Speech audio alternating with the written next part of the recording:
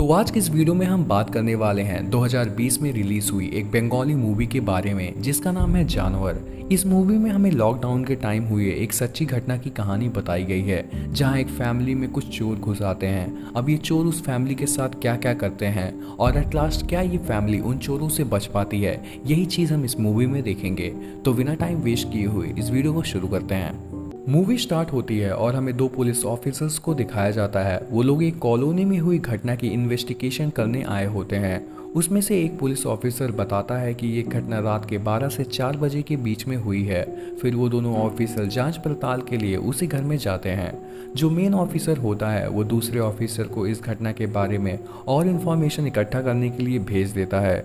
और फिर दूसरे ऑफिसर के जाने के बाद वो मेन ऑफिसर उस घर में छानबीन करना शुरू कर देता है। फिर उसके बाद वो पुलिस ऑफिसर एक रूम में जाता है जहाँ पर उसे एक लड़की दिखती है। जब वो पुलिस ऑफिसर उस लड़की के पास जाने लगता है तो वो लड़की जोर जोर से चिल्लाने लगती है और उसे अपने पास आने से मना करती है, जिसके कारण वो पुलिस ऑफिसर बाहर आ जाता है। तभी वहाँ पर उसे एक छोटी सी बच्ची दिखती है, जिसे देख ऑफिसर उसके पास जाने लगता है, लेकिन वो बच्ची भी उसे अपने पास आने के लिए मना कर रही होती है। और उसके बाद ये पुलिस ऑफिसर एक रूम में और जाता है जहाँ पर उसे एक औरत दिखती है और यहाँ पर ये औरत भी उसे अपने पास आने के लिए मना कर रही होती है।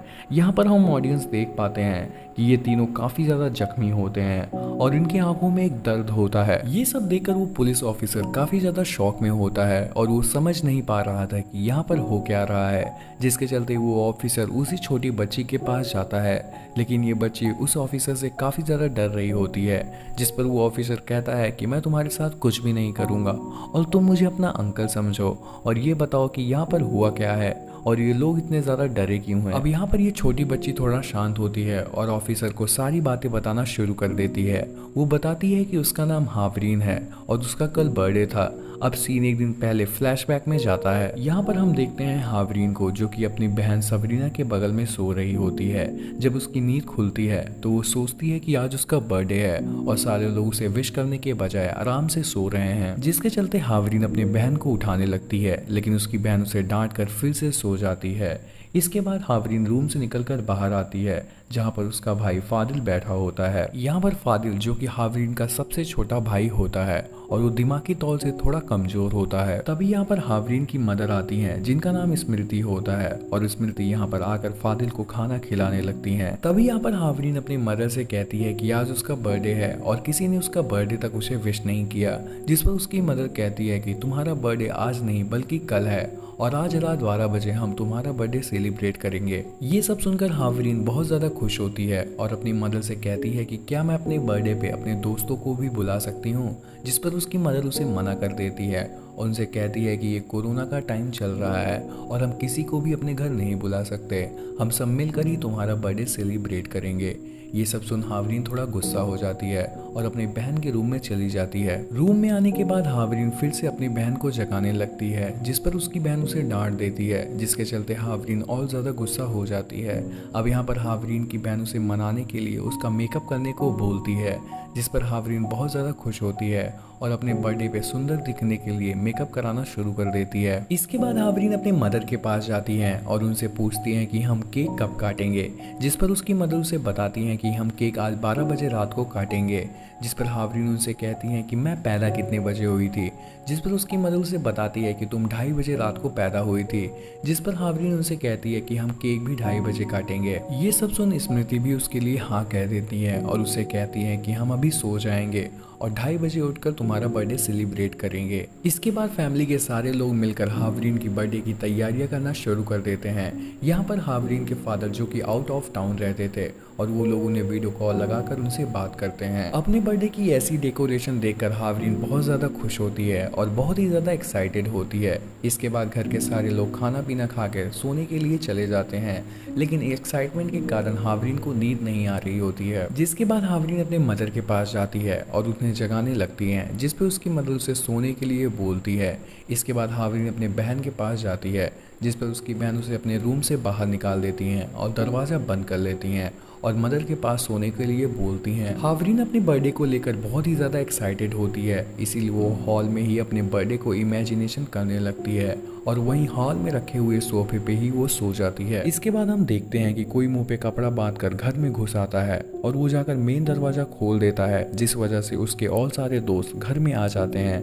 ये सारे लोग चोर होते हैं और इस चोर के गैंग के लीडर का नाम काजिम होता है। इसी गैंग में काजिम का बेटा भी होता है जिसका नाम परवेश होता है और परवेश काजिम से कहता है कि उसे उस बड़ी लड़की के साथ सेक्स करना है।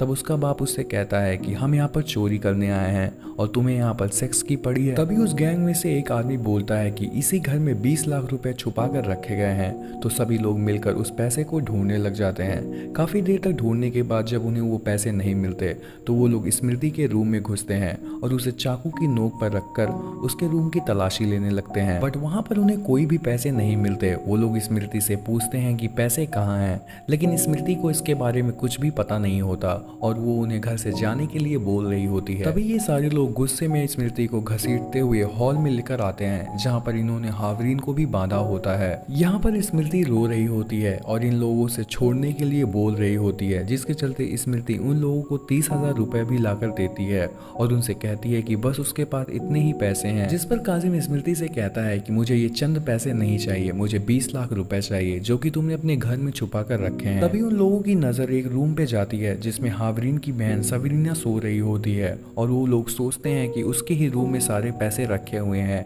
बट उसका रूम बंद होता है, जिसके चलते वो लोग स्मृति को चाकू की नोक पे रखकर गेट खुलवाने को बोलते हैं। दूसरी ओर सबरीना को एहसास हो जाता है कि रूम के बाहर जरूर कोई ना कोई है और वो गेट खोलने से मना कर देती है, जिसके चलते वो लोग स्मृति से कहते हैं कि अगर गेट नहीं खुला तो हम लोग फादिल को मार देंगे। ये सब सुनकर स्मृति डर जाती है और झूठ मूठ से सबरीना को कहती है कि गेट के बाहर कोई नहीं है, तुम दरवाज़ा खोल सकती हो, जिसके चलते सबरीना दरवाज़ा खोल देती है। दरवाज़ा खुलते ही ये सारे लोग सबरीना के रूम में घुस आते हैं और पैसे ढूंढने लगते हैं, लेकिन यहाँ भी इन्हें कुछ भी नहीं मिलता। इसके बाद ये सारे लोग सबको हॉल में लेकर आते हैं और वहाँ पर सबको बांधने लगते हैं। तभी अचानक से सबरीना परवेश का गमछा मुंह से निकाल देती है और परवेश कोई अनजान आदमी नहीं बल्कि उन्हीं के पहचान का होता है। ये सब देखकर वहाँ के सारे लोग अपने मुंह से कपड़े हटा देते हैं और सभी लोग जान पहचान की होते हैं।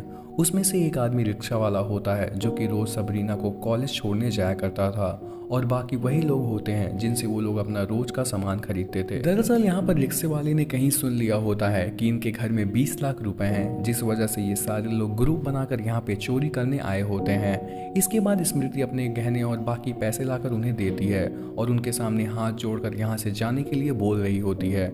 वो बोलती है कि हमारे पास 20 लाख रुपए नहीं है, जो हमारे पास था वो हमने आपको दे दिया। लेकिन गैंग का लीडर काजिम उनकी एक भी बात नहीं मानता और वो उनको टॉर्चर करना शुरू कर देता है। वो कहता है कि तुम हमारे लिए बिरयानी बनाओ और हम बिरयानी खाकर यहाँ से चले जाएंगे, जिसके चलते स्मृति उनके लिए बिरयानी जाकर बनाती है और वो लोग उसे खाते हैं। इसके बाद स्मृति उन लोगों से फिर से यहाँ से जाने के लिए बोलती है, लेकिन काजिम कहता है कि तुम और तुम्हारी बेटी एक अच्छी सी ड्रेस पहन कर आओ और हमारे सामने नाचो। लेकिन स्मृति इसके लिए मना कर देती है, जिस पर काजिम बहुत ज्यादा गुस्सा हो जाता है और उसे बहुत ज्यादा मारता है और वो उसे जबरदस्ती साड़ी पहनने को देता है। यहाँ पर ये सभी लोग अपनी हदें पार करना शुरू कर देते हैं और सभी लोग मिलकर इनका बारी बारी से रेप करते हैं। यहाँ तक वो लोग उस छोटी बच्ची हावरीन को भी नहीं छोड़ते, उसका भी रेप कर डालते हैं। ये घिनौना काम करने के बाद एक आदमी को एहसास होता है कि शायद उन्होंने बहुत ही गंदा काम कर दिया है, वो तो बस यहाँ पर चोरी करने आए थे, किसी का रेप करने नहीं। ये वही आदमी बोलता है जिसने हावरीन का रेप किया होता है। तब काजिम उससे कहता है कि जब रेप कर रहे थे तो तुम्हें नहीं याद आया कि तुम गलत कर रहे हो। तभी उस गैंग से एक आदमी बोलता है कि हमारे पास थोड़े बहुत पैसे आ गए हैं और हमें यहाँ से निकल लेना चाहिए।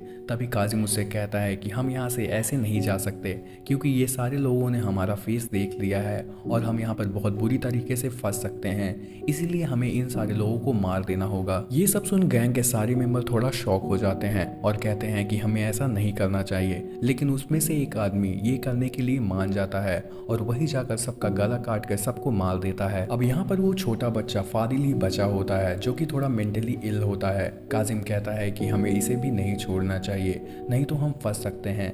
लेकिन गैंग के और मेंबर कहते हैं कि हमें इसे नहीं मारना चाहिए, ये मेंटली इल है, ये हमारे बारे में क्या ही बताएगा। लेकिन यहाँ पर काजिम किसी की भी बातें नहीं सुनता और वो खुद ही जाकर उस बच्चे का गला काट कर उसे मार देता है। फिर इसके बाद ये सारे लोग यहाँ से चले जाते हैं। फिर सीन शिफ्ट होता है और हमें उसी पुलिस वाले को दिखाया जाता है जो कि ये सारी बातें सुन रहा होता है। ये सब जानकर वो पुलिस वाला बहुत ही ज़्यादा दुखी होता है। तभी वहाँ पर दूसरा पुलिस वाला आता है और बताता है कि घर में 5 लोग थे, लेकिन उसमें से छोटा बच्चा गायब है। ये सुन वो ऑफिसर बाथरूम की ओर भागता है और वो जैसे ही बाथरूम में पहुंचता है तो वो देखता है कि वहाँ पर उसी छोटे बच्चे फादिल की लाश पड़ी होती है। ये सब देखकर वो पुलिस ऑफिसर पूरी तरीके से शॉक रह जाता है। इसके बाद वो ऑफिसर बाकी सारे रूम में चेक करने के लिए जाता है तो यहाँ पर हम ऑडियंस देख पाते हैं कि सारे लोग मरे हुए पड़े होते हैं। मतलब कि उन सब से बात करना बस पुलिस वाले की एक इमेजिनेशन होती है ताकि वो जान सके कि इन लोगों के साथ क्या क्या हुआ था। ये सब देखकर उस ऑफिसर की आंखों में आंसू आ जाते हैं। वो सोच में पड़ जाता है कि कोई इतना घिनौना काम कैसे कर सकता है। इसके बाद ऑफिसर अपने घर पे कॉल करता है और अपने घर का हाल चाल लेता है। इसके बाद हमें मूवी का ऐसा सीन दिखाया जाता है जो कि हमें इमोशनल कर देता है। हम देखते हैं कि अगर इन लोगों के साथ ये घटना नहीं हुई होती तो हावरीन का बर्थडे कुछ इस तरह मनाया जा रहा होता। ये सीन काफी ज्यादा इमोशनल होता है और इसी सीन के साथ ये मूवी यहीं पर खत्म हो जाती है। तो आपको ये मूवी एक्सप्लेनेशन कैसी लगी हमें कमेंट में जरूर बताइएगा। अगर आप चैनल पे नया आया हो तो प्लीज चैनल को सब्सक्राइब कीजिएगा। तो मैं आपको मिलूंगा एक ऐसे नए वीडियो में, तब तक के लिए बाय बाय।